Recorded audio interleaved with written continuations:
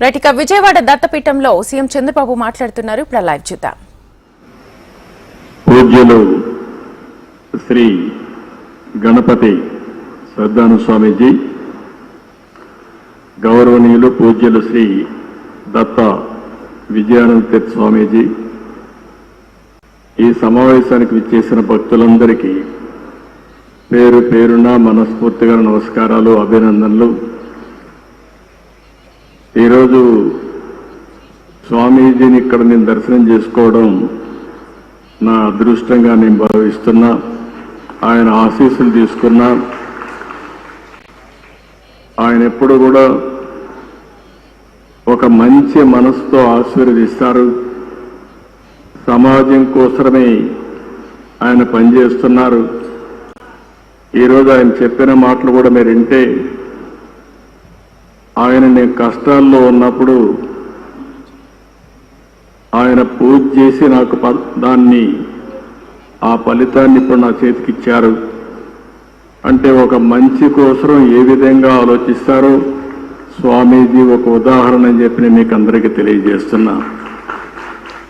వారి జీవితంలో మీరు చూస్తే దత్త క్షేత్రాలు పెట్టి అక్కడ భక్తుల కోసం అనేక సందర్భాల్లో రావడం.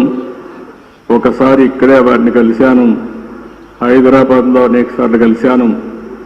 వారిని ఎప్పుడు కలిసినా ఎంత సమయం ఉన్నా అక్కడే ఉండాలి అనే మనస్సంతా ఆయన దగ్గర దొరుకుతుంది. అది ఒక అదృష్టం అని చెప్పి కూడా నేను మీకు తెలియజేస్తున్నా. చాలా తక్కువ సమయంలో ఒక మెసేజ్ ఇచ్చారు. నా సంకల్పం స్వర్ణ ఆంధ్రప్రదేశ్ చేయాలని. ఒకప్పుడు విజన్ 2020 తయారు చేస్తే చాలా మంది సమైక్య ఆంధ్రప్రదేశ్లో తప్పుపట్టారు. కానీ ఆ విజన్ ఈరోజు యథార్థ రూపాన్ని చూపించే పరిస్థితి వచ్చింది. ఈరోజు ఏదైతే విజన్ 2047 స్వర్ణాంధ్ర దిశగా ఆలోచిస్తున్నాం, నేను స్వామీజీకి ఒకటి హామీ ఇస్తున్నా. ఏదైతే సంపద రావాలి, అదేవిధంగా మీ అందరికీ ఆనందంగా ఉండాలి.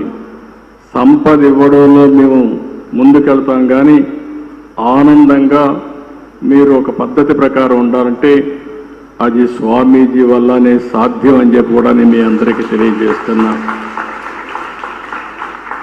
ఎప్పుడు కూడా యథార్థాన్ని చెప్పే పరిస్థితిలో ఉండాలి.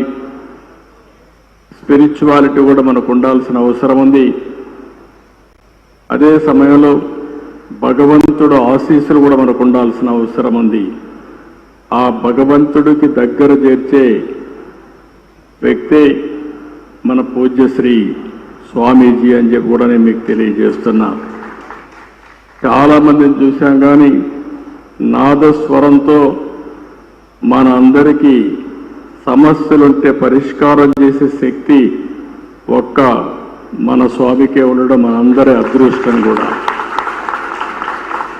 ఈరోజు మళ్ళీ నేను అన్ని క్షేత్రాలు తిరుగుతానని 53 రోజులు ఈ రాష్ట్రంలో ఉన్నారంటే వారు ఇక్కడ ఉన్నంత వరకు అన్నీ కూడా మనకు శుభమే జరుగుతుంది. నేను వారికి ఒకటే హామీ ఇస్తున్నా. మీరు చేసే ప్రజలకు మంచి కోసం మీరు తాపత్రయం పడుతున్నారు. వారికి దేవుని కృప కలగాలని మీరు ఆలోచిస్తున్నారు. నేను కూడా ఆలోచించేది మీ యొక్క ఆశీస్సులతో ఈ ప్రజలకు ఆర్థిక స్వావలంబన జరగాలని, పేదరికం పూర్తిగా పోవాలని, ప్రజలందరూ ఆనందంగా ఉండాలని చెప్పి ఆశిస్తున్నా. దానికి పూర్తిగా స్వామీజీ యొక్క ఆశీస్సులు కోరుకుంటూ ఈరోజు మిమ్మల్ని చూస్తే ఒక ప్రశాంతంగా కూర్చున్నారు ఇక్కడ. అంటే మీరంతా ఒక పరిపక్వంగా కూడా ఉన్నారు.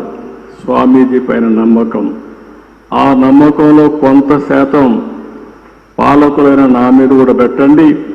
మీకు స్వర్ణాంధ్రప్రదేశ్ దిశగా ముందుకు దూసైపోయే బాధ్యత నేను తీసుకుంటానని మరొక్కసారి మీ అందరికీ హామీ ఇస్తూ ఈరోజు ఈ అవకాశాన్ని ఇచ్చిన మిమ్మల్ని అందరినీ పేరు పేరున మనస్ఫూర్తిగా అభినందిస్తూ స్వామీజీకి మరొక్కసారి ప్రత్యేకంగా పాదాభివందనం చేస్తూ సెలవు తీసుకుంటున్నాను. జై హింద్.